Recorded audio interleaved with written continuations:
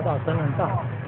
哦，节目主持人，你看，刚来到新营的茄东庙、茄东角大将公庙。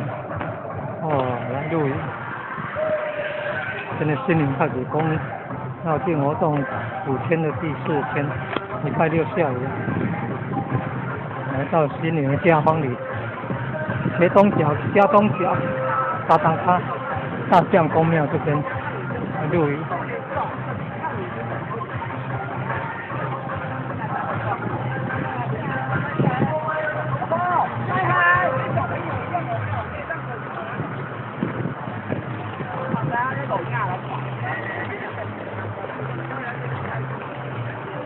哦，这听到炮声了，进来了，人教阵头已经进来了，要进入村庄了。